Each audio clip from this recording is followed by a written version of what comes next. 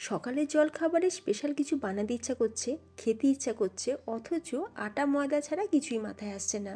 তো তখন তোমরা কিন্তু এই জলখাবারটা বানিয়ে দেখতে পারো। মাত্র 5 মিনিটে আটা ময়দা চালের গুঁড়ো ছাড়া খুব সহজে হেলদি একটা জলখাবার বানিয়ে দেখাবো, সাথে একটা স্পেশাল চাটনিও বানিয়ে দেখাবো।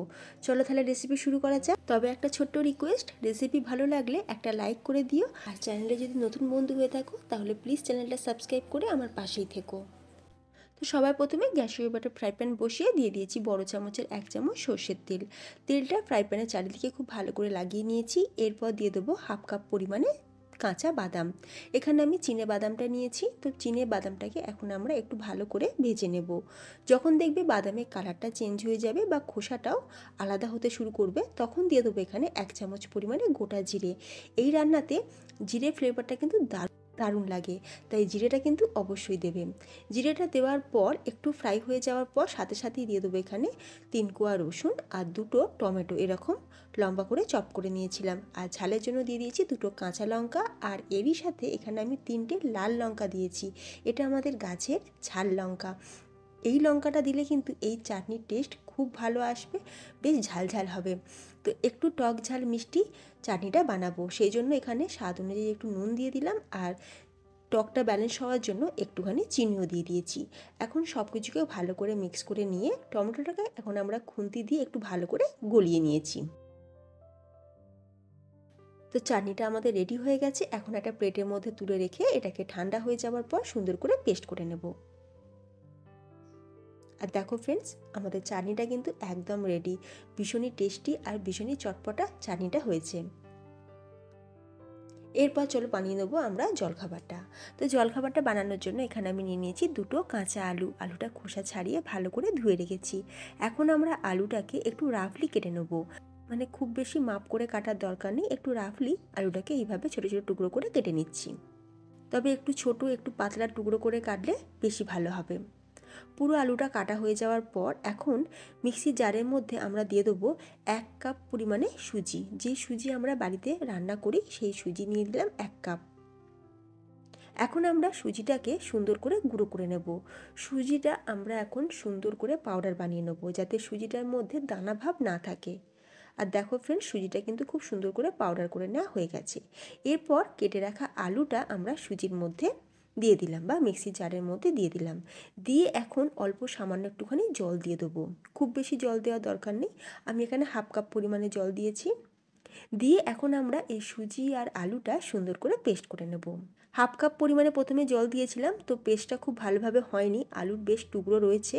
তো আমি এখানে আরও 1/2 কাপ পরিমাণে জল অ্যাড করে দিলাম। দিয়ে খুব সুন্দর করে আমরা কিন্তু সুজিটা পেস্ট করে নিয়েছি। আর এই পেস্টের মধ্যে যদি 1-2টো আলুর টুকরো থেকেও যায় তাতে কিন্তু কোনো অসুবিধা নেই। সুজির পেস্টটা একটা বোলের মধ্যে ঢেলে রেখে দিয়ে এবার আমরা কিছু এখানে ভেজিস দিয়ে দেবো। তো তোমরা তোমাদের পছন্দ মতন যে কোনো সবজি এখানে অ্যাড করতে পারো। আমি এখানে দিয়ে দিয়েছি চপ করে নেওয়া পেঁয়াজ, গাজরটাকে গ্রেট করে নিয়েছি, দিয়েছি ক্যাপসিকাম, কুচনো কাঁচা লঙ্কা, কুচনো ধনেপাতা, জিরের ফ্লেভারটা কিন্তু এই জলখাবারটা টেস্ট আরও বাড়িয়ে দেয়। আর তোমরা জিরেটা কিন্তু দেওয়ার অবশ্যই চেষ্টা করবে, আর জিরে আমাদের ডাইজেস্টেরও সুবিধা হয়। এরপর দিয়ে দিলাম স্বাদ অনুযায়ী নুন, কুচনো ধনেপাতা। সব কিছু দিয়ে ভালো করে মিক্স করে নেওয়ার পর যখন সব কিছু খুব ভালোভাবে মিক্স হয়ে যাবে, দিয়ে দেবো এখানে 1/4 টিস্পুন পরিমাণে বেকিং সোডা আর 1/2 চা চামচ পরিমাণে চিনি। বেকিং সোডাটা দিয়ে খুব ভালো করে একবার মিশিয়ে নেব। আর বন্ধুরা, বেকিং সোডার বদলে তোমরা এখানে ইনোও দিতে পারো। বেকিং সোডাটা দেওয়ার ফলে আমাদের এই নাস্তা বা জলখাবারটা ভীষণই ফ্লপি তৈরি হবে।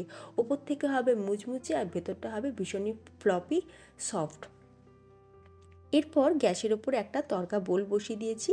এই তড়কা বোলের মধ্যে অল্প সামান্য একটুখানি তেল চারিদিকে লাগিয়ে নিলাম।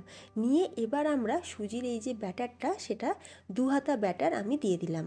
দিয়ে গ্যাসের ফ্লেমটা একদম লোতে করে দিয়ে চাপা দিয়ে আমরা 1 মিনিট অপেক্ষা করব। 1 মিনিট পর আমরা এটাকে এবার উল্টে দেবো। যখন দেখবো ওপরটা এরকম ড্রাই হয়ে আসবে, শুকনো হয়ে যাবে, বুঝতে হবে যে আমাদের কিন্তু নাস্তাটা নিচের দিক থেকে ভালোভাবে কুক হয়ে গেছে।